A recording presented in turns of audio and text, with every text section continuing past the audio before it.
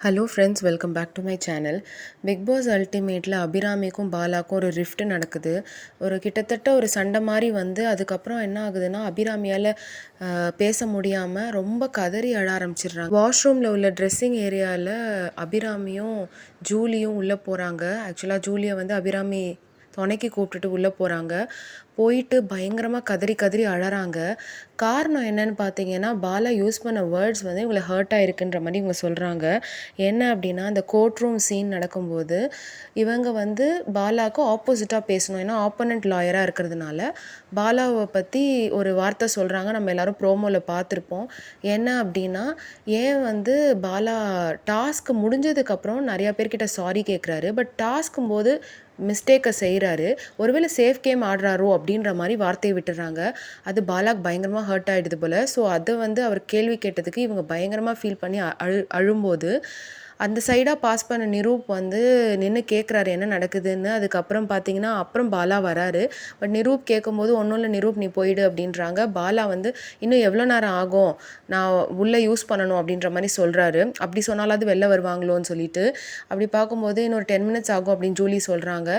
அதுக்குள்ளே நிரூப்பும் ஸ்ருதியும் இதை பற்றி வெளில டிஸ்கஸ் பண்ணுறாங்க, ஏன் அபிராமி எல்லாத்துக்கும் இவ்வளோ எமோஷனல் ஆகுறாங்கன்னு. பட் அபிராமிக்கு ரொம்ப ஹர்ட்டான விஷயம் என்னன்றது அப்புறம் அவங்க சொல்கிறாங்க. அதுக்கு முன்னாடி பாலா நடுவில் வந்துட்டு, என்னாச்சு ஜூலி, இன்னுமா அந்த கைப்பிள்ளை அழுதுட்டுருக்கு, அதாவது கைப்பிள்ளைன்றது அபிராமியை சொல்லி கிண்டல் பண்ண வார்த்தை போல இருக்குது.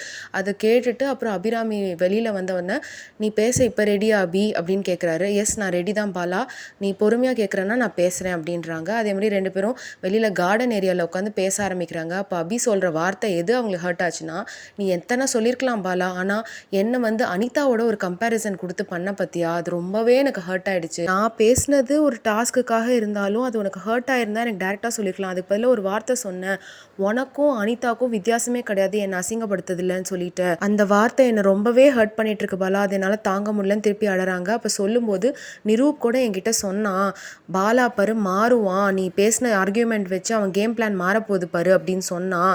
அதுக்கப்புறம் அவங்க 3 பேருமே வந்து டிஸ்கஸ் பண்ணுறது அந்த விஷயம் தான் தாமரையோட சேர்த்து. நான் ஒரு ஆப்போனண்ட் லாயராக என் டாஸ்க்கை தான் நான் செஞ்சேன் வரியா, இவன் பேசுகிறான் அவன் கேட்குறான் உன்னை பற்றி தப்பாக பேசுகிறாங்க, நான் யாரையுமே நம்பலை, I am the last person to be against you Bala, அதை புரிஞ்சுக்கோ தயவு செய்து அப்படின்னு சொல்லிட்டு அழறாங்க பயங்கரமாக திருப்பியும். இதுக்கு பாலா வந்து ஒரு ஃப்ரெண்டாக இருந்து நீ என் மேலே பழி போட்டது எனக்கு எவ்வளோ ஹர்ட் ஆயிருக்கு தெரியுமா அப்படின்னு சொல்லிட்டு அவரும் சொல்கிறாரு. அதெல்லாம் டிஸ்கஷன் அவங்க 2 பேருக்கு இல்லை கார்டன் ஏரியாவில் போயிட்டுருக்கு. அபிராமி சொல்கிறாங்க, சாரி பாலா, டாஸ்க்குக்காக நான் பண்ண அந்த சின்ன விஷயத்தை உன்னை ஹர்ட் ஆனதுக்கு ரொம்பவே சாரி, இனிமேல் பண்ண மாட்டேன். பாலாவும் சாரி கேட்குறாரு, அனிதாவோட கூட உன்னை கம்பேர் பண்ணியிருக்க கூடாது, ஆனால் நிரூப் சொல்கிற மாதிரிலாம் நான் என் கேம் பிளானை சீப்பாக அந்த மாதிரிலாம் சேஞ்ச் பண்ண மாட்டேன், அதை மட்டும் நீ தெளிவாக புரிஞ்சுக்கோ அபி, நம்மக்குள்ளே இருக்கிறது நம்மக்குள்ளே தான் சால்வ் பண்ணோம், இன்னொருத்தவங்க சொன்னதுக்காக நம்ம மாற்றிக்கூடாது, அதை பார்த்துக்கோ அபி. ஃபைனலாக அவங்கக்குள்ளே இருந்த மனஸ்தாபம் கொஞ்சம் சால்வ் ஆன மாதிரி முடிச்சிடுறாங்க.